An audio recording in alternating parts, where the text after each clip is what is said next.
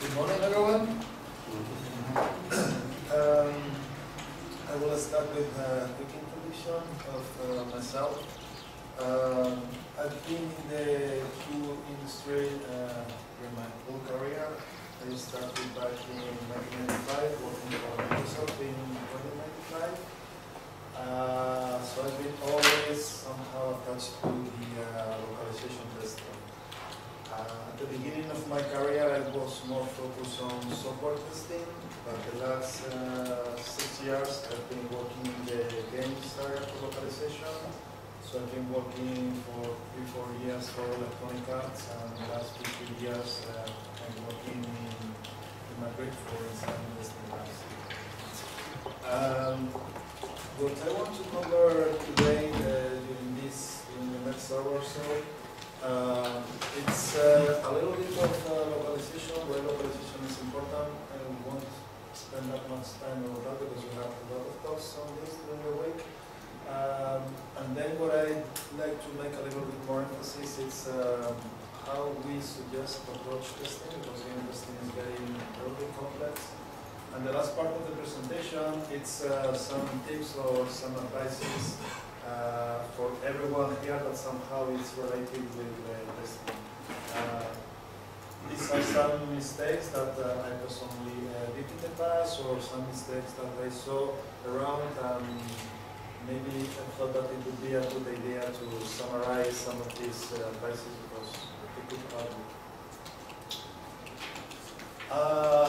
With the localization, as you know, it's increasing constantly. Even the last years that we are in a kind of worldwide crisis, the sales of the localized game keep increasing, and specifically for Europe, it's growing up more aggressively than other countries. So at the beginning, back in the 2002, Asia and USA, they were selling that much than Europe, but the progression of Europe is increasing and increasing and increasing.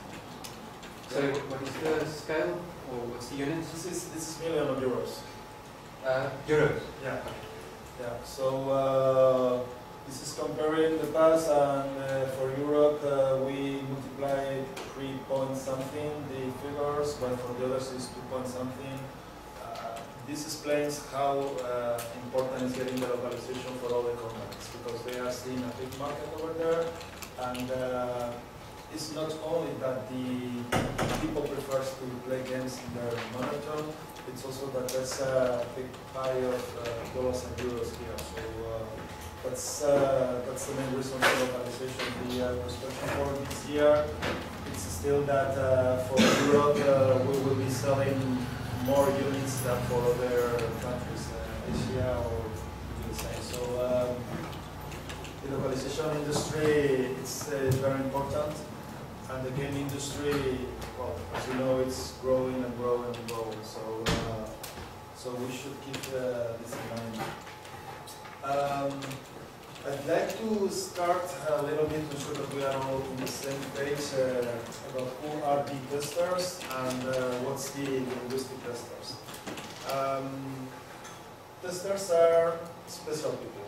A little bit weird sometimes, because it's not easy to be playing a game during a lot of days, all day long. Especially for PC games, because for the localization testing you might have a super cool game that you have to test, such as Assassin's Creed or FIFA or whatever, which that's cool for 1 or 2 months.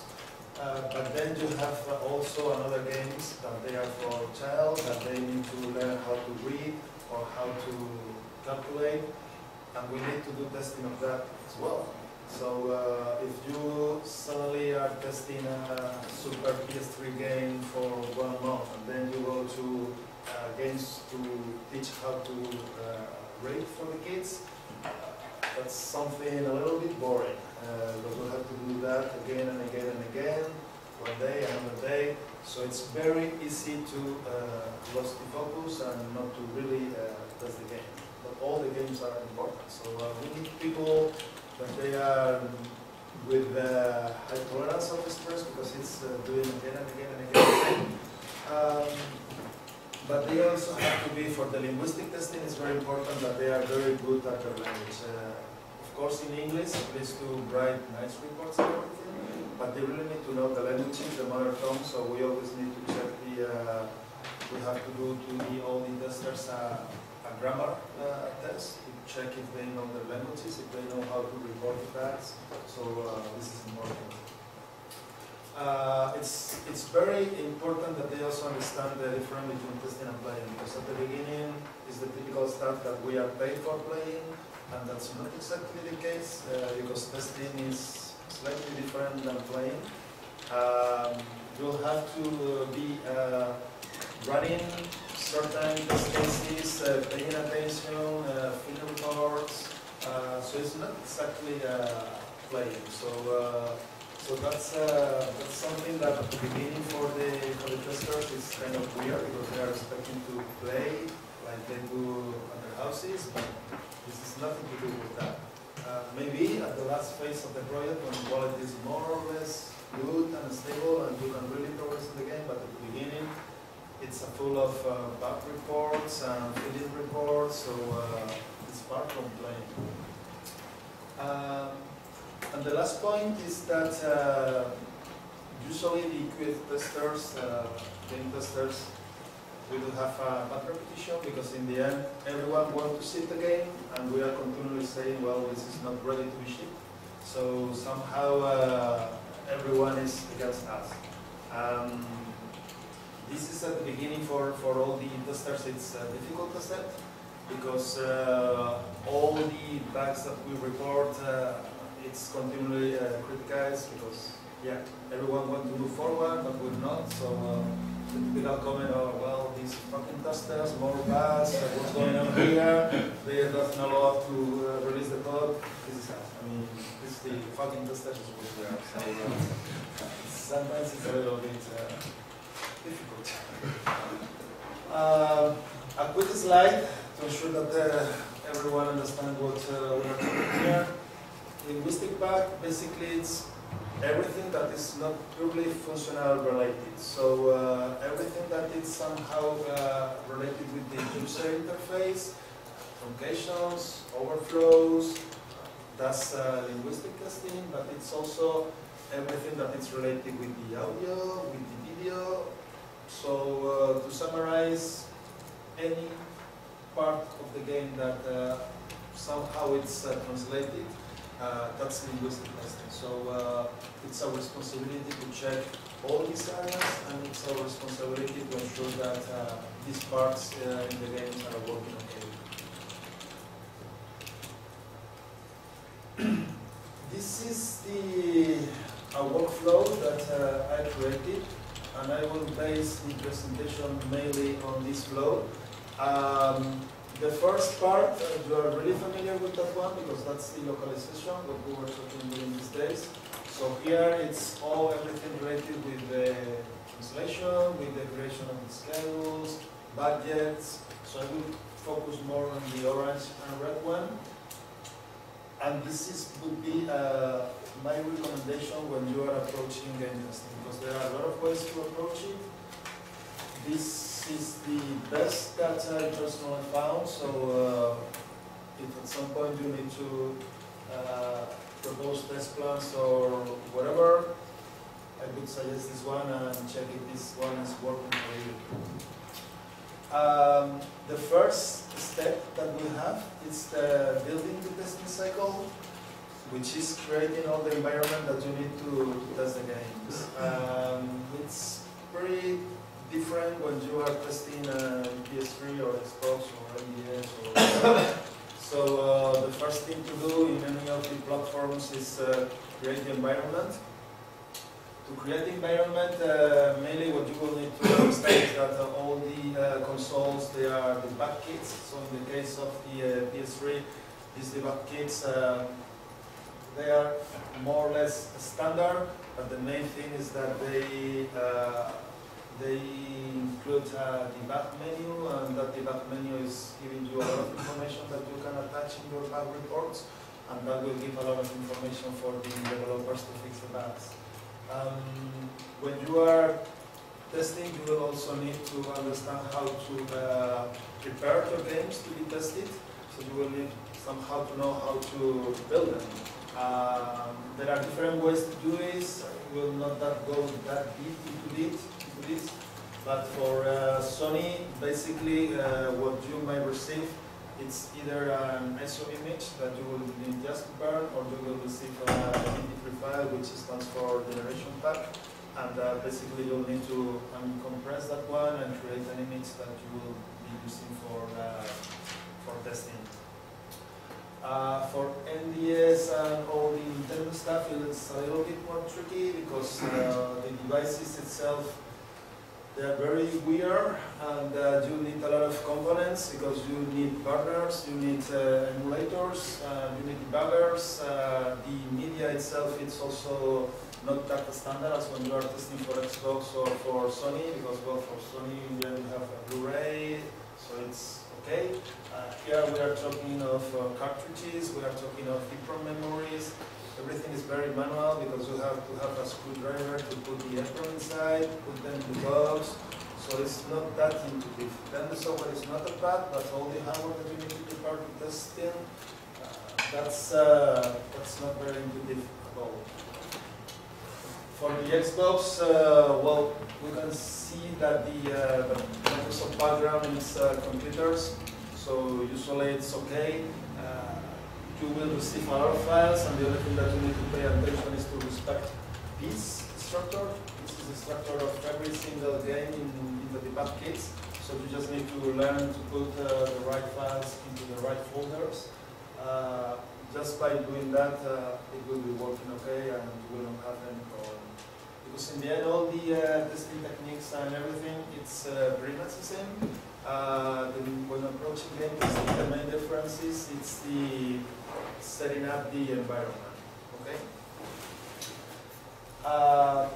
However, for the Xbox, the main challenge that we are facing right now is the Kinect testing. And also for Nintendo is the 3DS. This is making stuff and traditional testing very, very complex. The main reason for this is, well, in the case of the Kinect, is because you need a lot of space, and that's usually an issue when you are in an office because you don't have that much space.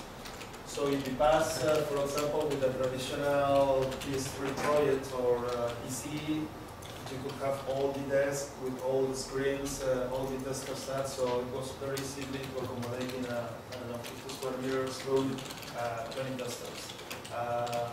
This is not happening anymore, so this is bringing us a lot of headaches to all the testing companies because we need a lot of space to test games.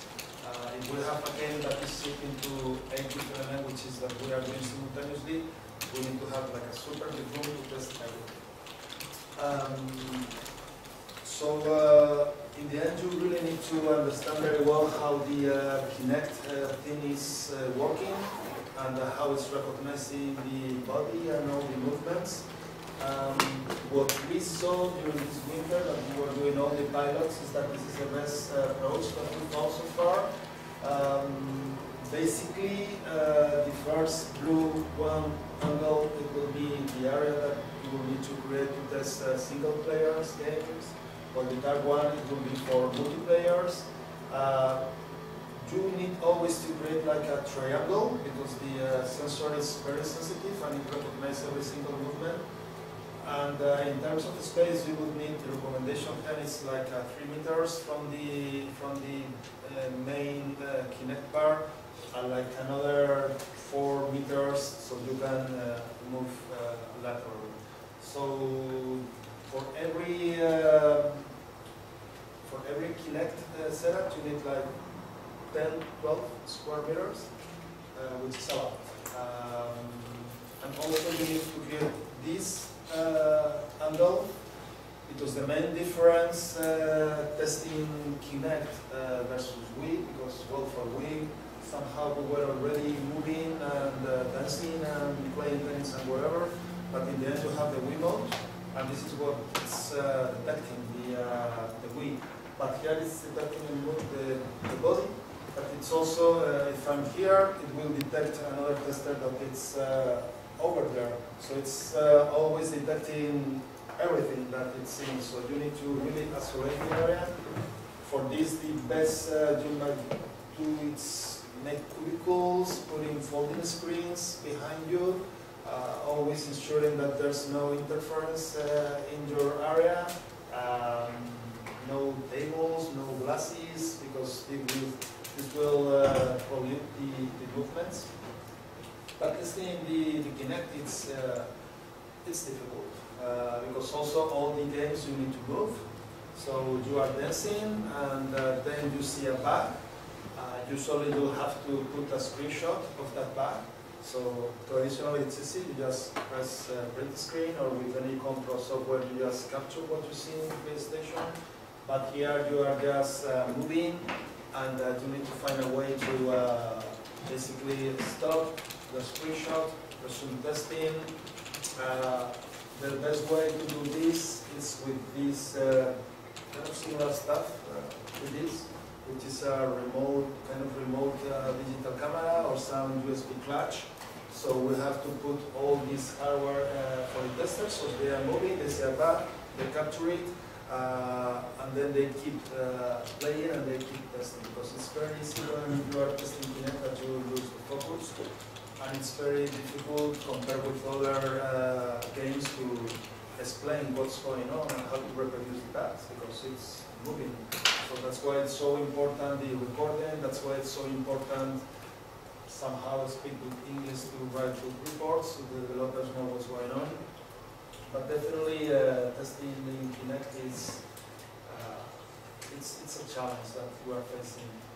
And the same for the 3DS. Reporting bugs in 3D, it's difficult. And also testing in 3D, you get your eyes tired very soon. So it's not like normal testing that you play for a couple of hours and you're okay. With 3D, when you are doing testing, that you are also seeing graphics that they are not final, your eyes get tired very soon. So every 30 minutes or so you need to stop, refresh. It's also something that you need to take into account when you are designing the testing plan, because it's not the same as the past, or the same for the screenshots. You need very special software to capture a photo in 3D. And testing in 3DS, it's also a little bit complex, but this is definitely the complex one. The good thing with Kinect is that it's working very well. It recognizes all the movements pretty accurate, as long as you respect some environmental lights and everything is okay. So for the gaming experience, it's great. It works absolutely amazing, and I think that it's going to improve. Soon they are going to implementing all the game recognition in Kinect, so that's going to be also very funny, because you'll have to recognize the different assets to take all the commands by voice control and everything, and somehow it will need to differentiate the different assets of the people. So it's a lot of testing behind this. The same for every game. When you recruit testers, somehow you need to cover all the different body shapes that you might have. So you need to have fat people, thin people, tall people, small people, because you need to recognize everyone. So yeah, it's like a casting nowadays when you are doing this. Have you had any problem with racial differences? I know some cameras don't recognize black people because they are darker. Some cameras, like it's been a serious marketing issue. Some cameras take Asian people and they're supposed to detect if you have your eyes closed, and Asian people appear as eyes closed all the time. It's been a complete failure. Have you had that kind of issue? For the Asians, we did not test it. For the black, it's working okay as long as they don't have a black T-shirt. That happened because usually the gamers, they are always very black. T-shirt, heavy rock music, so they always dress in black, and usually the walls are black. So couldn't see anything, and the sensor is crazy trying to detect everyone. But as long as the background didn't be a perfect background, something very white or cream colors, it's just perfect. And then a nice combination between your clothes and your skin, it will work together. So, but yeah, it can be effective for this because you need to really create the environment and you really need to have the people who is testing the game adjusting to very specific body shape, let's say. In principle, it recognizes everyone from 1 meter for the kids to 2 meters 20 or something like that. So the angle and everything, it will recognize you, but then for all the movements, it really depends on the game.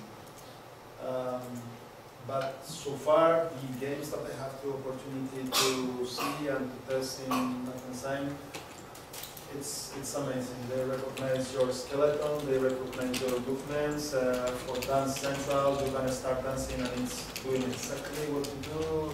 If you are testing the multiplayer and you have 3-4 people dancing all together to see everyone moving, so it's really amazing. I think they will sell a lot of Kinect cars, and I think they are in the right direction because with the PS3 move, more or less, it's like Wii mode.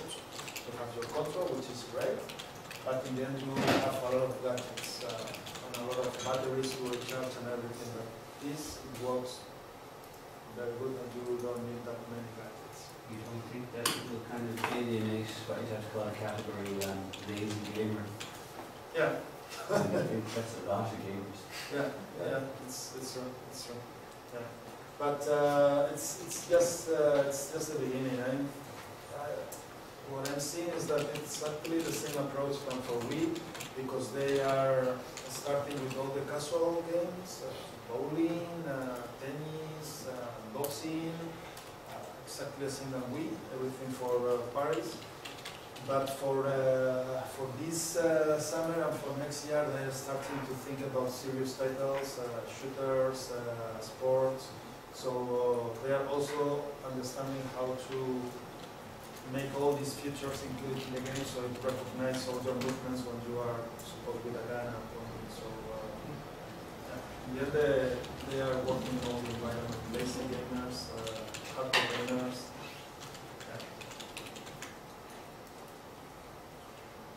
So going back to the general flow, let's imagine that we have our testing cycle built and that we have all the environment built, that we have our Kinect working on the PS3 or the NDS. Then what we do is to start the testing phase itself. Doing a zoom of the testing phase of the previous slide, there are 3 main phases that you might need to do when you are testing a game. LIT, LT, and ECG. In each of the phases, the main goal is to check that the linguistic quality of the bugs, the product is okay. So LIT stands for Language Integration Test, and here what we do is to spend some time seeing that the game is in the language that it's supposed to be. We don't spend that much time in this phase. It might be 1 day. It's a kind of quick smoke test. And again, the main goal is to see if all the assets of the translation strings and everything was implemented in the game. So we will have a template more or less like this. And we have a couple of levels what we need to get some percentages to get to the next phase. And basically what we check here is that everything language selection is it's okay, that it's supported in the multilingual build, that all the languages are supported through the game. We check the audio, we check the subtitles. The good thing with this phase is that a tester know native of the language, they can make it, because in the end you just need to see if it's in the right language. So I don't speak German, but I can do this because I will see if if the strings are still in other languages or if the audio is not implemented or whatever. So this is important because you might put here some people to do a quick smoke test. If you are with the game, you spend a couple of hours and you see that maybe some audio or whatever is not implemented, there's no point in keep testing. It's better to send it back to the engineering departments and give an audit about what's going on. Also, this LRC phase is important because a good phase here will prevent from more bugs in the pure linguistic testing phase. So it's always a good idea to spend some time here and ensuring that all the somehow localized content is correctly implemented in the game. Then for the LT testing, there you have plenty of ways to approach it. What you will need to have here, it's like a test plan explaining the areas that you are going to cover and how you are going to cover those areas. So it will be like some steps that you need to do, and it will be important. It's to have like a kind of roadmap that you are covering all the game.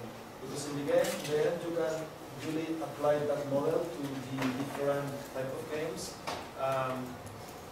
More or less the games, they have like a standard workflow. This would be the typical map of a shooter game, which they are very linear. You keep progressing through the game.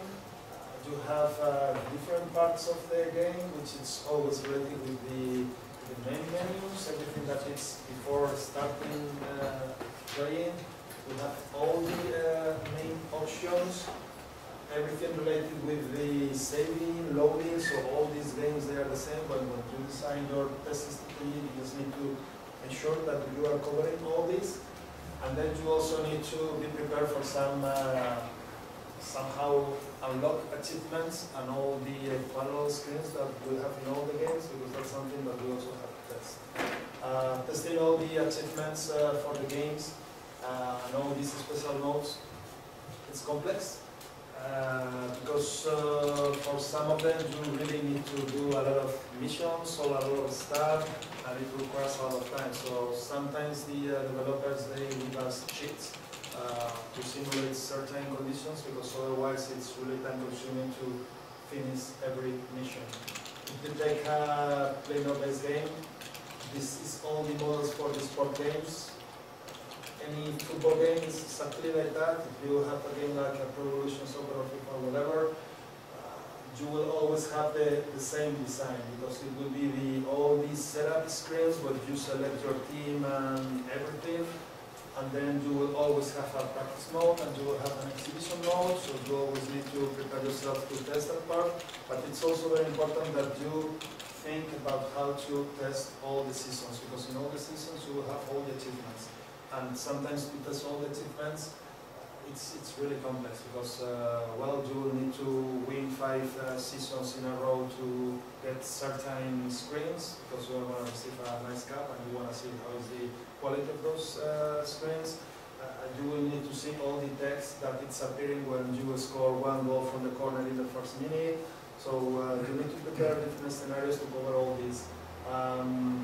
Sometimes we receive cheats. Sometimes we have to somehow program all these, and when you have to program it, it's at the beginning it's a little bit more time consuming, but if you are in testing in a game that it's more than 4 languages, in the end it's worth it, because otherwise you will have a bunch of testers trying to finish all the seasons, to see all the games, and to see all the dialogues, and that takes a lot of time. So for the testing itself, you should design something like this, or you should receive something like this for clients, a test plan explaining what to do. In the end, all the games are pretty much like this. If it's everything like adventures, like this, if it's everything somehow sport related.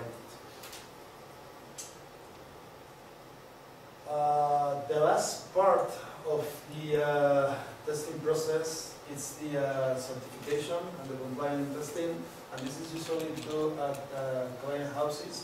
So when the testing departments somehow they put their stamp and they say, well, this is done, I think this testing and this game is it's over, we don't find more bugs, then we will submit this to Sony, Microsoft or Nintendo, and they will run the technical checks. The checks that they do there, they are very technical and they pay attention to things that normal people don't pay, because they take care of trademarks, copyrights, they take care of checking the right age that it's put in the game box, they take care of all the system error when saving data, so they really need to have this in the way that it appears in the guidelines. So it's some checklist that they're running, and usually it's an easy testing to get through because you just need to pay attention when you are testing into the copyright material, legal scope, etc. But at the same time, if somehow you miss a bug and they found it, that's a big problem. Because then they will have a failed submission, they will send the game back to you, you'll have to do more testing, probably you will not be able to charge those hours that you are spending because you did not see the bugs, and perhaps they are missing any deadline, any launch of the product. So the certification testing is always like a kind of exam for everyone related with QA because they're evaluating, it's testing the tester, basically. So that's always a big relief when we receive an email saying that, well, this title goes through submission without any major failure, because that means that we're okay. After that phase, the games go to the shops and everyone happy. Could you explain in just a little more detail the difference between the LIT phase and the LVB phase? The LVB, it's a sub-area of LIT. LVB stands for Language Verification Build. And basically what you want to have that, it's somehow a scorecard telling you that the game is in the language that it's supposed to be. So that all the integration, it was properly done. Oh, so LVB is part of LIT? Yeah. Oh, okay. Yeah, it's part of that one before going to the main LV phase, the main language testing phase. So it's a sub-component. And it's just ensuring that the build is in the right language, that we didn't miss any file when producing the build. Alright, so certification, the last part of the testing process. When this is done, we are done. The testing is over. Maybe you will need to do some online testing if it's required after a while when it's updated the game and they are releasing new patches of new features of the game. But usually when we reach here, the testing period is over, so we are done. Alright.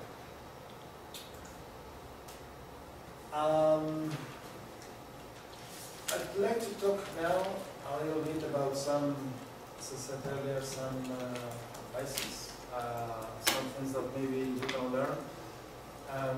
Most of the things that you will see here, they are common sense, but this is the less common sense that I've seen. Everyone is doing things very randomly, and sometimes you wonder why, because it's weird. Everyone is thinking differently, so I thought that it might be a good idea to give some kind of summary about things that you should try to avoid, if possible. For the role of the tester, it's obvious, but it's the main thing to do is to find the nice bugs very fast.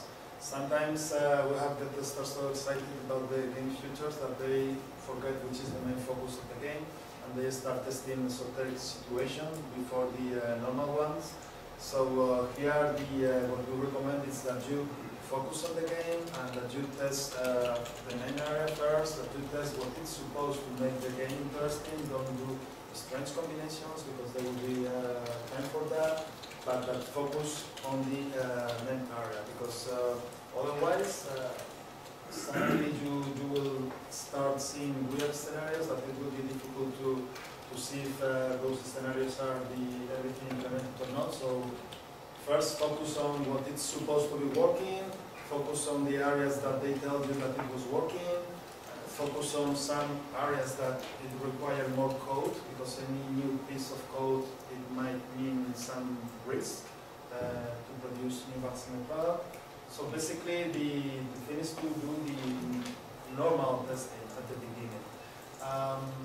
It's always very interesting to explain that the QA departments will not find all the bugs. Depending on with whom you are talking, they might understand this or not. Because some people, they think that, well, they are paying you to do testing and that you should find all the bugs, but that's impossible. If you think that you can find all the bugs of a product, either the product is very small, the game is very small, or your imagination is very small, because there's a super big combination of scenarios that you could do.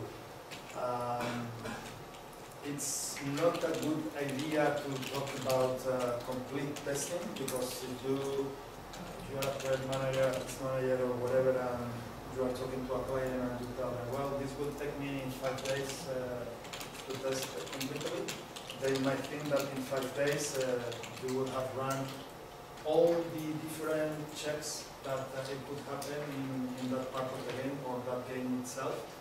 And that will mean that in 5 days you cover every single scenario, that you are able to reproduce all the bugs without randomly behaviors.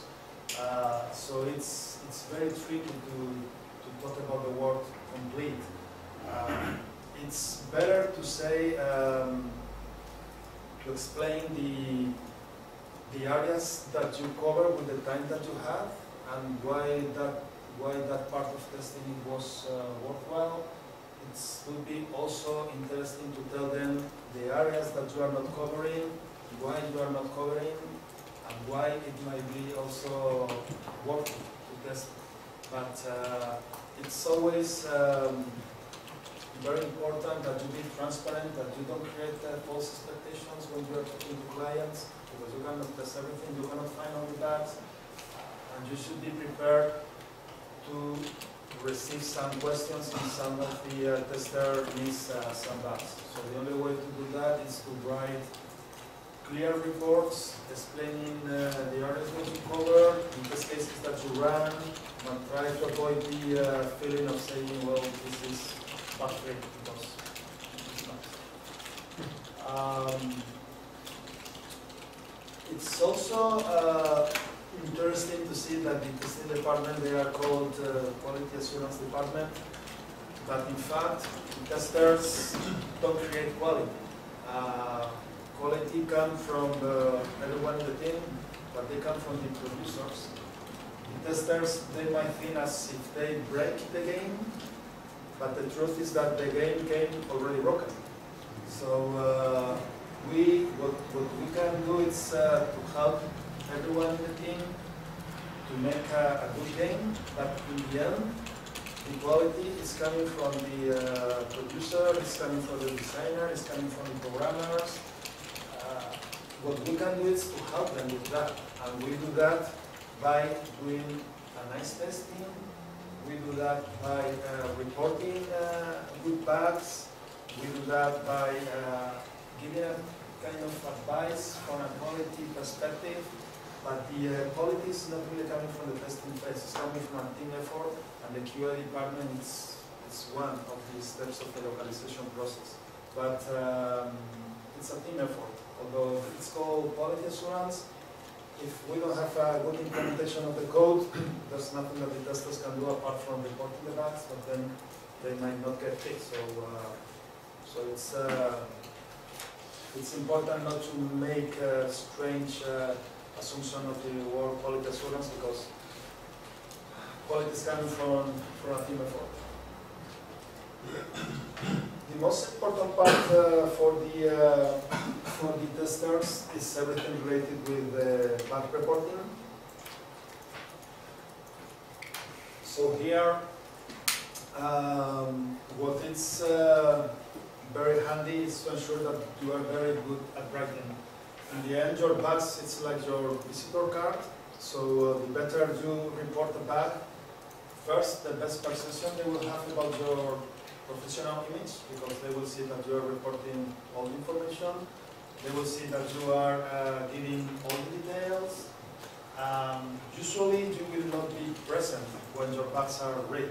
So, so that might create like a false idea about who is this tester or who is that tester.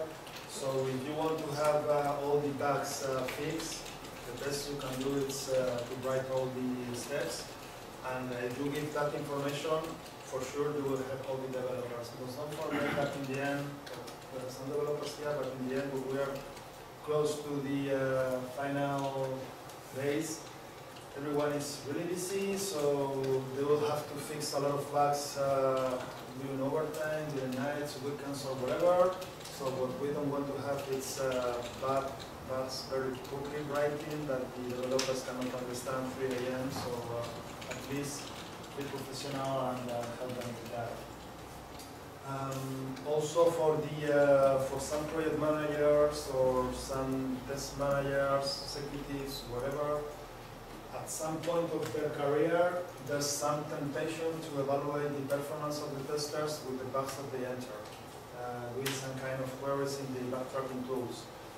If you start somehow rewarding testers based on the number of bugs they log in the database, you will see behaviors that you don't want to have. First thing they will do, if you are somehow giving a prize to the most bugging person, because you will start seeing different instances of the same bug. But they are not exactly the same, but it's changed some steps, so it's create another bug. So if you do that, you will start seeing an increase of non-significant bugs in the database. So that's bad. And also you will see that everyone, it's more focused on themselves. They don't work and they don't help each other, because their main goal is to log bugs and log bugs and log bugs, so they don't help each other that much. And obviously it's bad. So it's a very bad idea to use the bug tracking database to see which are the testers that they found more bugs, because you really need to focus on the quality of those bugs. If you want to have good bugs, you don't want to have very obvious bugs. So try to avoid that. At the same time, every time that you report a bug, it's very important that you do it as soon as possible, because the longer that it takes you to report a bug, well, you'll have less chances to have it fixed. And also there's another risk for that, because if you are just logging all the bugs at the end of the day, and you have your lead or whomever somehow analyzing what you have done during the day, they might reach the conclusion that, well, there are not bugs in the database, well, this means that the game is okay. Or they might think, well, that what the hell this guy is doing, that it's not reporting the bugs. So in the moment that you see a bug, just log it. It's the best you can do it. At the same time, you will see at the beginning some bugs that they are very obvious. And you might think, well, this is so obvious that I will not enter it, because for sure my other colleagues, they saw that one. In the end, you will be surprised how many obvious bugs are not reported, because everyone is thinking the same, and in the end, no one is reporting it. So every time that you think that it's an obvious bug, check it. And you will see some surprises about the query result that you get. Severity and priority, it's also an important concept, because it's always confused for in the quality world. Severity means the damage that it could create to the game not to fix that error, and it does not change along the game testing process is progressing, unless you know more about the hidden consequences. But severity one bug, it will be a severity bug one. While priority is how soon that bug should be fixed. And that's depending on each of the companies, and it's also depending on how close we are to the deadline. One bug could be priority 1 when we are at the beginning of the testing, but if we are close to release, maybe it's not 1, maybe it's 2 or 3, because it's too risky to fix it, because it might affect other areas. Anyway, it's important to think that the severity is more related to the damage of not fixing them back. Also, there's some temptation to put a lot of bugs in the same report. If you do that and you enter multiple bugs in one single bug, for sure there will be one bug in this long bug that they will be fixed. That's a bad idea, although they might look similar. If they don't have exactly the same steps to reproduce the bug, you really would need to enter one bug per bug that you see. So don't try to put all the bugs in the same report, because they won't fix it. And at the same time, it's important that the bugs are not exaggerated. Some testers, they like to see themselves like the guardians of the quality, so they put like a super big words to explain a problem of the bug, and that's not very professional. If you want to have a bug fix, what you need to do is follow the standards, write in all the steps, but don't get the impression to report a bug that it's more important than what is really is.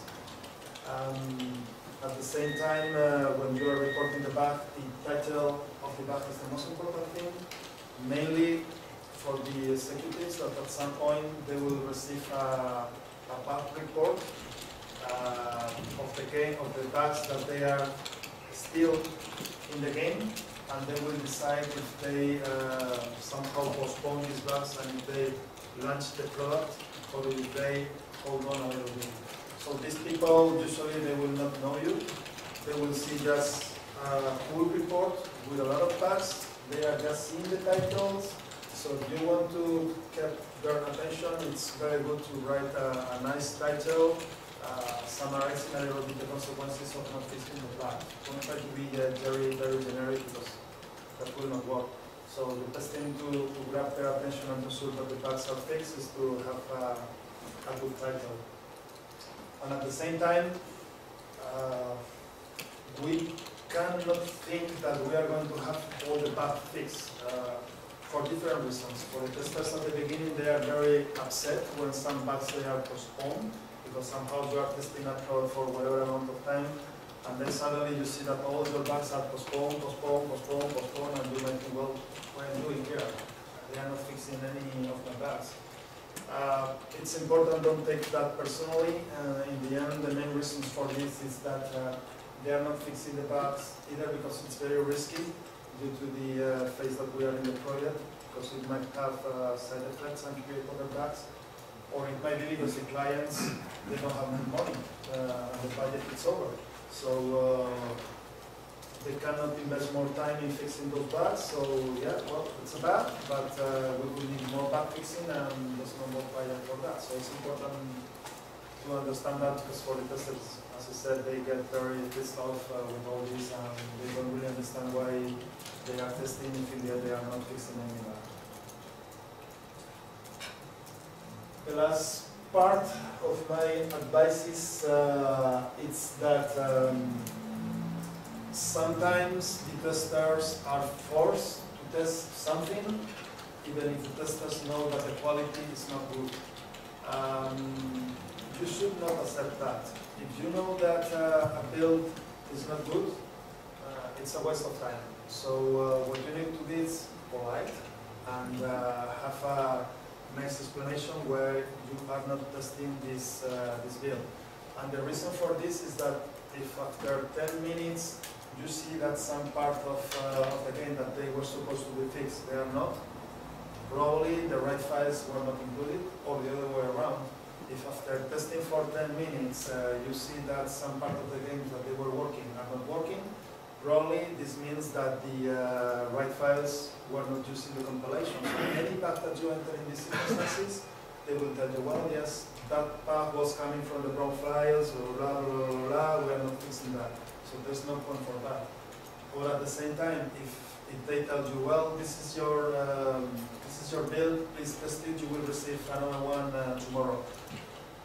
Maybe that's not worth it, because if you know that you are going to receive a build so soon, maybe the investment in putting that build into production, it's an effort that is not balanced, because for example, if you need to burn a lot of Blu-ray 12-layer discs that they are expensive, and you need to burn 20, and tomorrow you know that you're going to have to burn another 20, that might be not cost efficient. So if you really are in a position that you know that the build is not good and that you're going to receive a good one, don't take it. Just talk to the buyers, clients, whomever, and tell them, well, we should not test this build because of this, and that.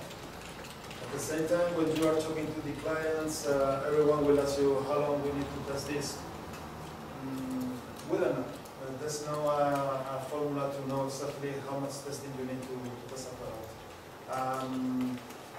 For this, you would really need to follow your instinct, to follow your experience, do a sanity check, see how the quality of the game looks like, try to know how big it is, but there's no universal formula for knowing how much testing you need for a game.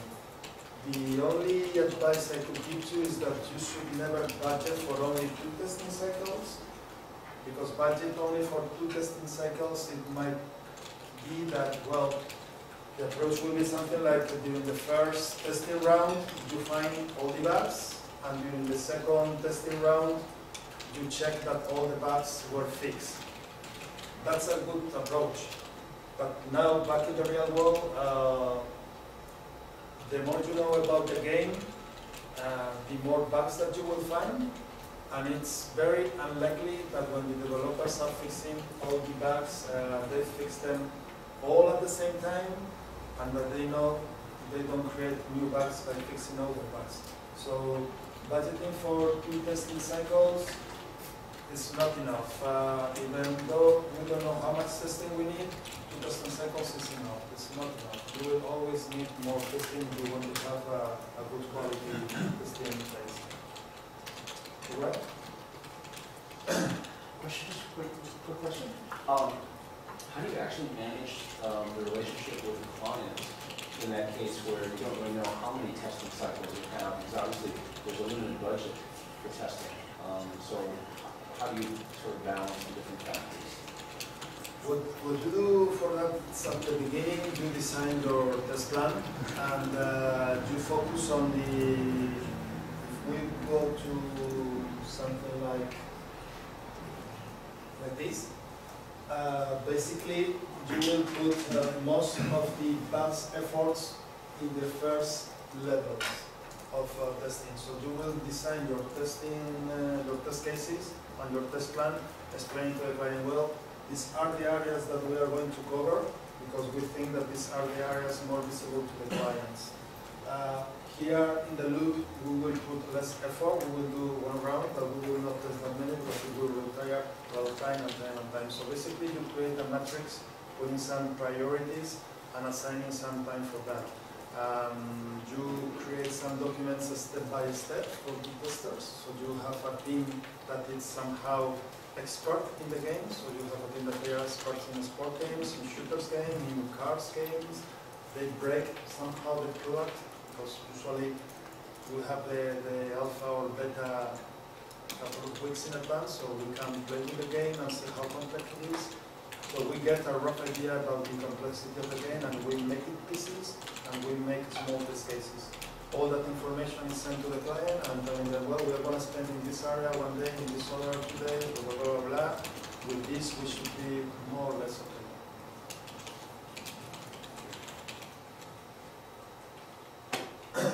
So, in order to finish, this was the linguistic part. I want to show you some screenshots. Maybe in the next ones, they are easy because somehow they are language related, so we cannot put all the examples here, but maybe in the next slides you can tell me what you see wrong. This is a couple of examples of one French one that we have a translation over there, some English translations there. I have more space over here that maybe you can tell me what you see, what's wrong. Community. Start.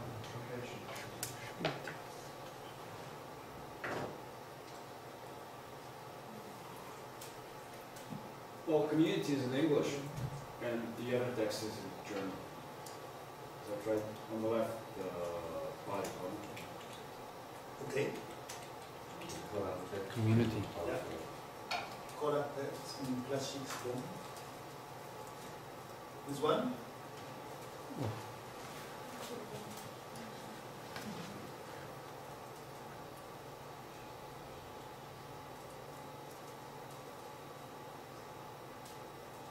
This is for the Germans. Indentation or später is not with capitalized. Sorry?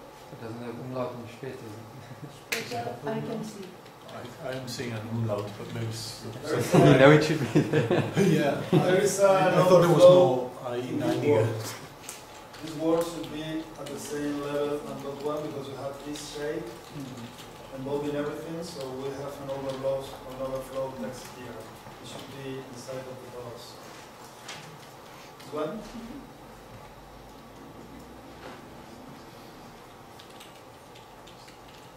Well, it's truncating the image. You can see the body of the screen. This is inappropriate content of a game. You should not have sexual stuff for games unless it's 18 plus. This manga game was for 12 years, so you should not have any new medicines here. So, releasing this in Germany, it might be rejected by the compliance teams because you have sexuality implicit, so you cannot have that. This one?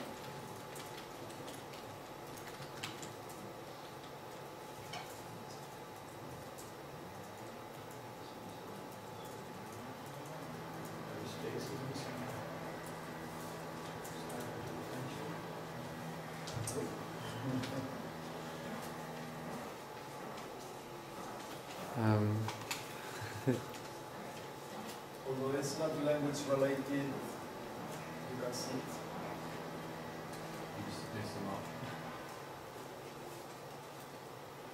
The error here is a lack of consistency between lowercase and uppercase.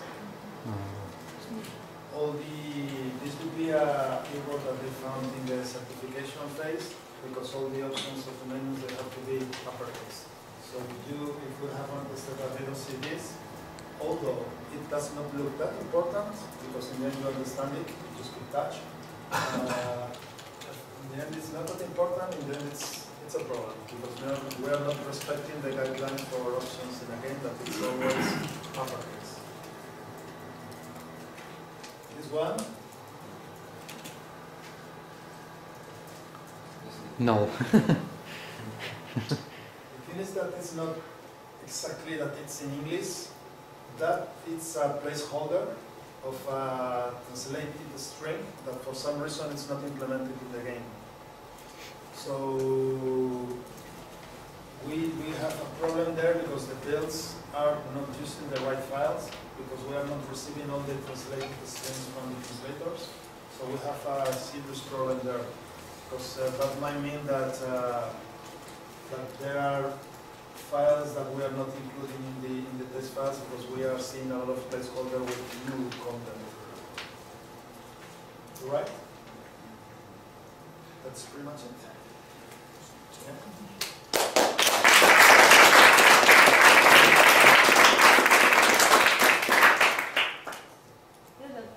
Regarding to those ethical, moral, legal issues, do you have any person or staff in charge of these in particular, or it's just a matter of common sense? We have a guideline team that they are somehow taking care of everything guidelines related, or everything natural language related. Really Related to taking each care of. country or to each language? We have it one per language, one person per language. They are in Madrid, all of them, but we have one Italian, one French, etc., etc. So these people, they are specialized in guidelines and all this type of stuff. So they might know that for the French, because of the Bourbon law, everything has to be localized. That for the Germans, there should not be anything related with the Nazis. For the Spanish, nothing related with the EPA, terrorists. So you need to have like a team of experts taking care of the guidelines and all the country aspects, let's say. It's the only way to do it, because in the end, the testers, they cannot know anything, or sorry, everything. They are good in their languages, but for some of them, they will miss this part. So you need like a guideline experts taking care of these things. It's not that time consuming because they run sanity checks and they do random stuff. So if they are testing and they don't see anything, they can assume that the game is okay. But you need to have guideline experts knowing all this, because otherwise for the testers, some of them, they are very junior, so they don't know. And related to, another question. Yep.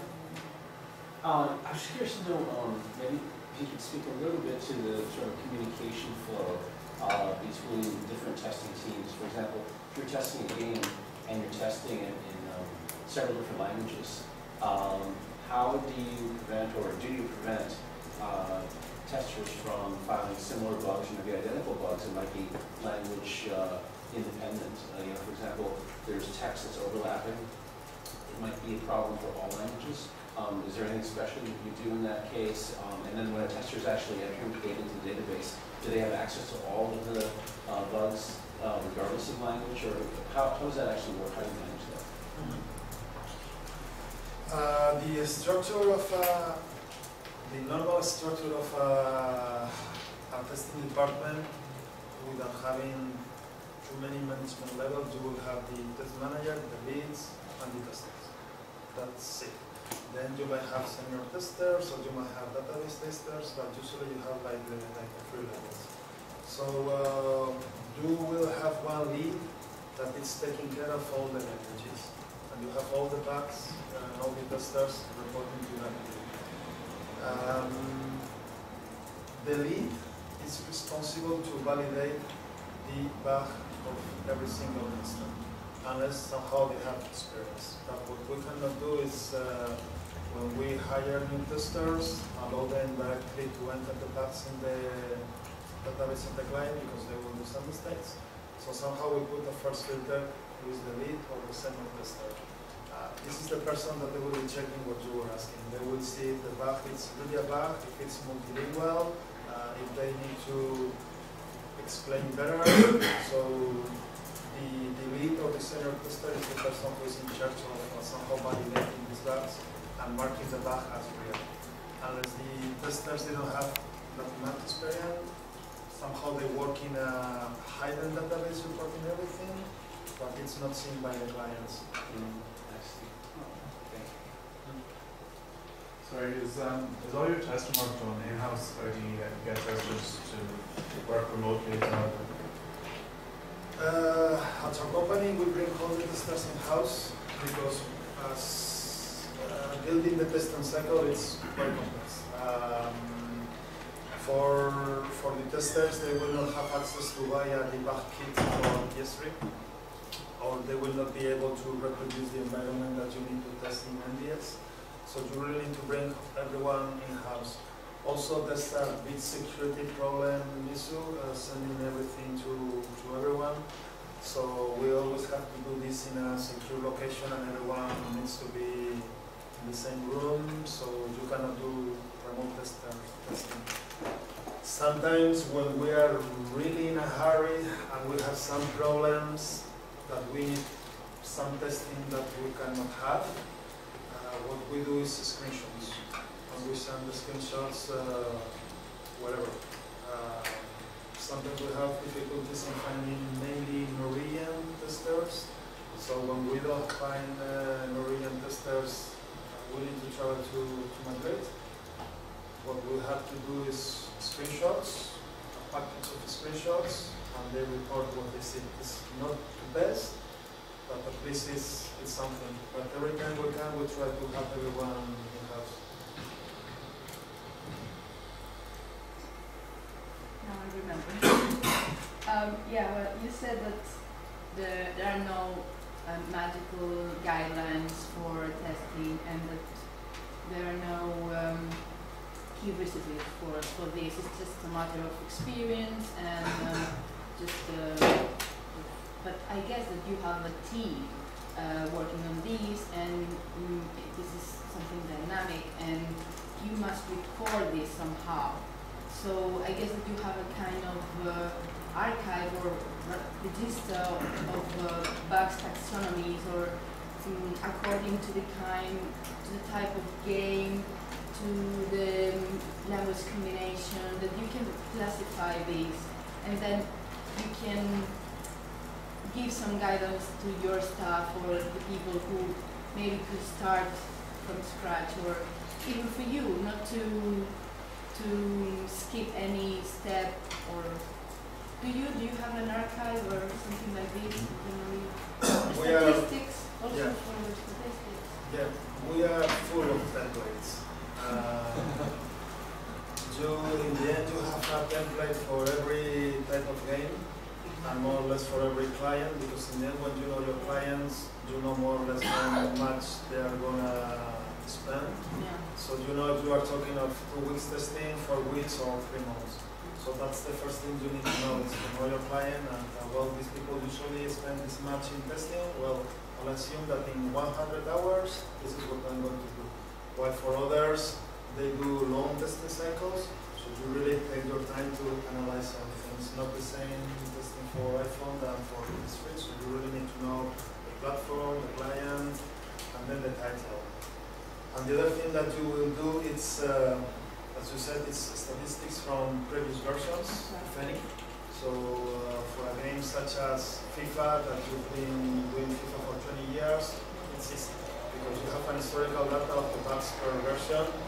So you see a trend, and you know more or less how many bugs you are going to have. You know how much time you need to report the bug. You know how much time they need to fix the bug. So you put all this in a formula, and you have a roughly estimation. So although there's no universal formula, the only formula you have is previous statistics and some templates you might have.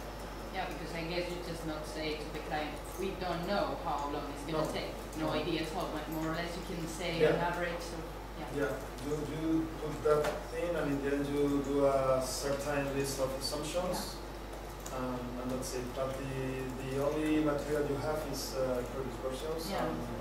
That's usually that's the best metric to use. If in the previous version you found 300 bugs, you will not find 100 now, or you will not find 600. It will be more or less the same, especially if it's the year after. So you should base all your testing calculation in previous versions. I'm just wondering, what kind of automation tools do you use in testing? Do you have any special tool that you favorite? Do you develop your own tools? Automation in games, we do have something, but it's for linguistic testing, it's very difficult. We use it more for functionality. This is something that we don't do in Madrid, but we do in our headquarters of Canada. Because for the automation, what you automate, it's to unblock the achievements. I remember when we were testing NBA, that you need to win the NBA championship 20 times in a row to get access to the Golden Legends. If you have to do that manually, you need to allocate a big amount of time to test this manually. So what you do is a simulation of the matches. So it's run overnight, and in the end, in the morning, the testers, they have those screens.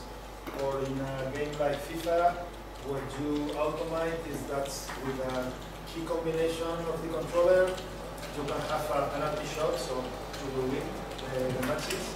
These are the type of things that you automate. For linguistic testing, it's very difficult. The maximum you could do to automate is to take care of the truncation, seeing the space that you have for the text, so you can consider French, German, Dutch like the longest one, and see, well, this is my amount of the user interface. I will create some kind of macro which counts the spaces the character that they have, and I base my translation on that. But other than that, to take care of the truncation, the automation in the linguistic testing is not really efficient, because you really need the human, the macro, the software. They won't tell you that there's a new magazine. That's a new magazine. That's something that you need to see. So for the good things or the bad things, there's no automation. Miguel, are you finding that across the spectrum of games in Europe, there's an increasing use of anglicized internationalisms, neologisms coming into the localized versions of games? Are you finding in the localized version, which Spanish, French, German, the increasing use of anglicisms? Yeah, sure, yeah. Yeah. That's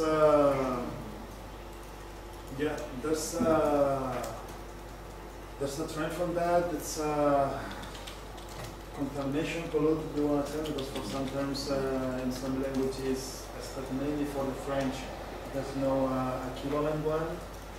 And that's somehow risky, because usually the testers, they don't see it because they are used to these words. So that's part of the guidelines experts' jobs that we do, to check that these potential English word hardware related, somehow they are translated. And if they are not translated, yeah, that's a bad, because all these, that's the main thing of localization. We want to prevent from English inversion. And yeah, but that's a lot of terms, and we need to pay a lot of attention to that. Do you find that certain European versions are more sensitive to it? Oh, for sure, France. Yeah, France. Yeah, if you have an English term in a France product, you are then. You cannot do that. So you do a mistake of that, it's better to choose other country than France. Any more questions? If not, then we can break early for coffee. It's ready downstairs, and we'll be back here at around 11:30 for the next session. Thanks very much.